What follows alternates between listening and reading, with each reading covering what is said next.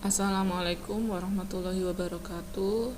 Selamat pagi anak-anakku semuanya. Salam sehat, salam semangat. Sebelum Ibu menjelaskan ke materi hari ini, mari kita berdoa sesuai agama kita masing-masing. Berdoa mulai.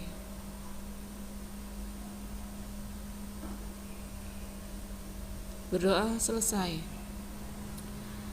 Kita akan mempelajari masih dengan tema 1, organ gerak hewan dan manusia, subtema 3, lingkungan dan manfaatnya, pembelajaran 4. Ayo kita menyanyi anak-anakku. Terlebih dahulu lagu yang berjudul Nenek Moyangku.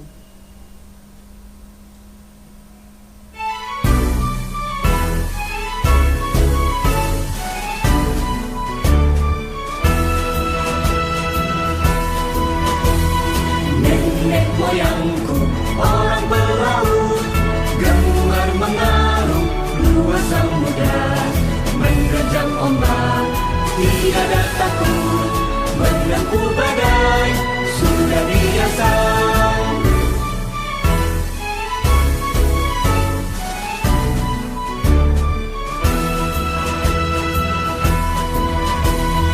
Angin bertiup, layar berkembang, ombak berdebur di tepi pantai.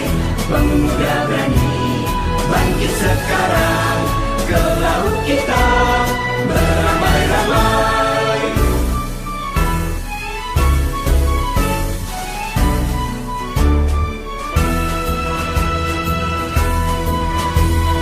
Nenek moyangku orang pelaut, gemar mengarung luas samudra, menerjang ombak tiada takut, menempuh badai sudah biasa.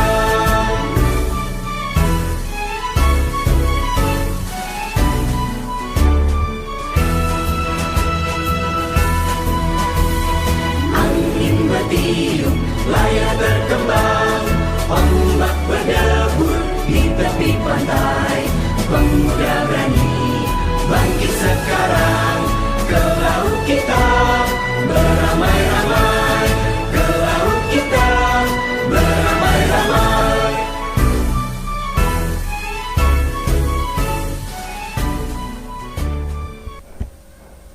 Oke, setelah anak-anak menyanyi bersama, kita selanjutnya membaca teks Kapal Pinisi, Kapal Penjelajah Dunia.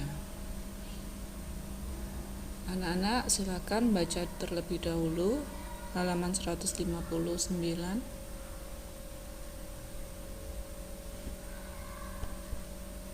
Setelah selesai membaca, seperti biasanya anak-anakku mencari ide pokok setiap paragraf dari teks yang berjudul Kapal Pinisi, Kapal Penjelajah Dunia.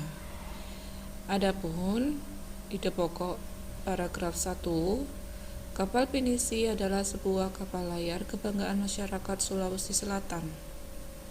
Yang kedua, konon Pinisi ini diambil dari nama seseorang yang bernama Pinisi. 3. Kapal Pinisi adalah kapal istimewa. 4. Banyak upacara atau ritual yang dilakukan dalam membuat kapal Pinisi.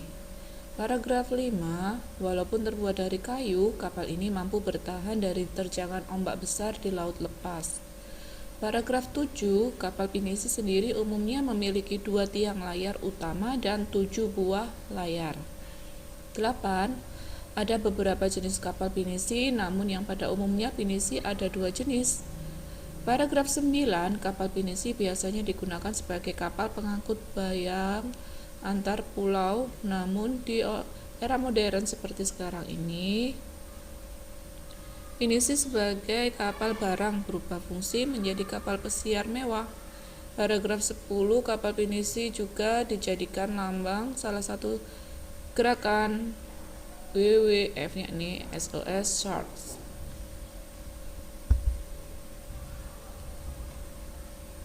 Setelah kalian membaca dan menentukan ide pokok paragraf, kita ketahui bahwa pengaruh kondisi geografis Indonesia sebagai negara maritim terhadap budaya masyarakat antara lain: 1. Beragamnya budaya bangsa Indonesia. 2. Setiap suku memiliki karakteristik masing-masing, salah satunya budaya. 3.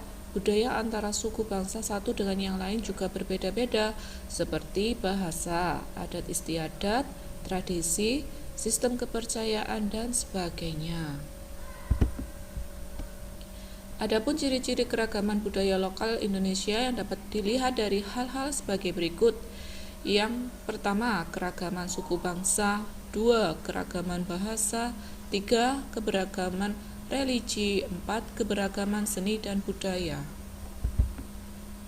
Berikut ini penjelasannya masing-masing keragaman tersebut. Yang pertama, keragaman suku bangsa, di mana nenek moyang bangsa Indonesia berasal dari Yunan, Cina Selatan. Mereka berimigrasi kemudian bercampur dengan penduduk indigenos dan Indo-Aryan dari Asia Selatan. Kemudian terus berkembang hingga membentuk suku-suku bangsa. Suku-suku bangsa di Indonesia diklasifikasikan menjadi 19 suku bangsa induk. 2. Keberagaman bangsa. Indonesia masuk dalam rumpun bahasa Austronesia, yaitu Australia Asia. Rumpun ini terbagi 2 subrumpun lagi, yakni bahasa Austronesia Barat atau Indonesia atau biasa kita sebut bahasa Melayu, dan bahasa Austronesia Timur atau Polinesia. Ini di daerah Papua. Dari subrumpun bahasa tersebut masih terbagi lagi ke dalam wilayah-wilayah bahasa. Yang ketiga, keberagaman religi. Indonesia memiliki keberagaman agama atau kepercayaan. Di Indonesia terdapat 6 agama yang diakui secara resmi oleh pemerintah, yakni Islam, Katolik, Kristen, Hindu, Buddha, dan Konghucu. Selain itu juga berkembang aliran-aliran kepercayaan masyarakat Indonesia itu sendiri. Yang keempat, keberagaman seni dan budaya. Suku bangsa yang beragam di Indonesia tentu menghasilkan kebudayaan yang beragam pula.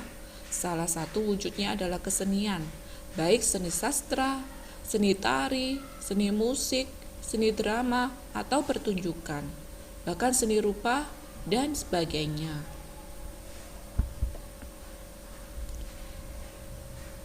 Dari bermacam-macam keberagaman tersebut, adapun manfaat keberagaman budaya bagi bangsa Indonesia antara lain: yang pertama, kebudayaan daerah yang berwujud dalam bahasa daerah dapat memperkaya perbendaharaan istilah dalam bahasa Indonesia, karena bahasa Indonesia adalah bahasa resmi negara kita.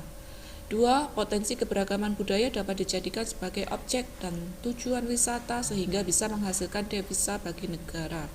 Jadi devisa adalah pendapatan untuk negara.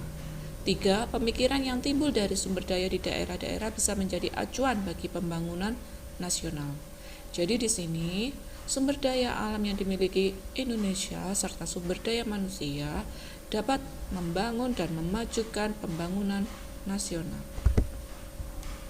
Adapun dampak dari segi kebudayaan, selain dampak positif, adapun dampak negatifnya antara lain: yang pertama, mudahnya pengaruh luar masuk ke Indonesia, maka masyarakat Indonesia mengenal budaya asing. Seperti kita ketahui, kita sudah mengenal musik jazz, hip hop, dan sebagainya. Yang kedua, tontonan dan adegan film yang kurang bahkan tidak pantas membawa efek buruk bagi bangsa Indonesia. Jadi kita biasanya melihat di televisi itu adegan yang kurang baik dalam mendidik anak, ya, sehingga dapat menimbulkan turunnya moralitas. Yang ketiga, dikenalnya kebudayaan Indonesia akibat ramainya perdagangan dan pariwisata yang ada di Indonesia. Ini adalah dampak positif. Yang berikutnya, timbulnya beraneka ragam kebudayaan dan adat akibat pengaruh luar. Misalkan hukum adat Aceh yang terpengaruh oleh hukum Islam. Ini adalah dampak positif. Sedangkan di sini dampak negatif, ini juga negatif karena musik Indonesia sendiri sekarang mulai bergeser ke musik barat. Berikutnya, ayo kita mengamati dan kita baca Bacaan pengaruh kondisi geografis Indonesia sebagai negara maritim terhadap transportasi masyarakat.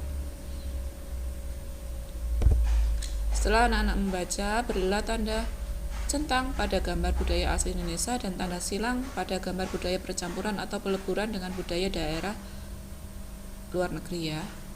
Yang pertama, musik keroncong. Ini adalah perpaduan, sudah percampuran.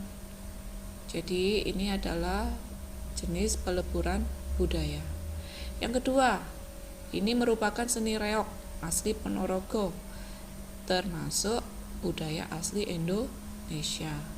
Yang ketiga, tari kecak yang berasal dari Bali, ini termasuk budaya asli Indonesia.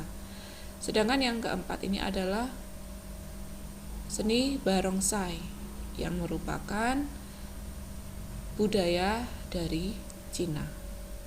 Sehingga ini termasuk budaya percampuran. Berikutnya, perhatikan gambar peta Indonesia di bawah ini. Ya, berikutnya hubungkan identitas budaya daerah dengan provinsi aslinya. Jadi ini adalah penghubung suku bangsa. Ya, di sini ada gambar suku bangsa, tarian, alat musik, bahkan rumah adat. Jadi ini bisa kalian perhatikan. Selanjutnya, terima kasih anak-anak sudah mendengarkan penjelasan dari Ibu, dan semoga materi ini bermanfaat buat anak-anakku semuanya. Sekarang dilanjut untuk tugas hari ini. Ini termasuk peta jalur penerbangan antar pulau di Indonesia. Kalian bisa lihat di buku kalian. Setelah itu kalian tulis nama provinsi, karena Indonesia mempunyai 34 provinsi dan mempunyai lapangan udara namanya apa. Misalnya Jawa Timur adalah mempunyai lapangan udara Juanda. Kalian bisa menyebutkan provinsi lainnya di Jakarta, Jawa Tengah, Jawa Barat, Kalimantan Barat, dan sebagainya. Berikutnya, tugas yang kedua, perhatikan peta jalur pelayaran antar pulau di Indonesia ini. Setelah itu, kalian tulis seperti tadi, kan tetapi di sini nama provinsi dan nama pelabuhannya. Misalnya di Jawa Timur, nama pelabuhannya yaitu Tanjung Perak. Kalian bisa menyebutkan semuanya di 34 provinsi yang ada di Indonesia. Kalian tulis. Yang ketiga, amatilah perilaku orang-orang di sekitarmu. Tuliskan contoh-contoh kegiatan pengambilan keputusan bersama yang sesuai dengan nilai-nilai Pancasila. Di sini kegiatan pengambilan keputusan bersama, seperti yang kita ketahui, di Indonesia berdasarkan Pancasila, sehingga keputusan bersama harus berdasarkan musyawarah mufakat. Kalau tidak mencapai musyawarah mufakat, biasanya dilakukan dengan voting atau pemungutan suara terbanyak. Jadi di sini lokasinya atau lingkungannya meliputi sekolah, rumah, masyarakat, bangsa, dan negara.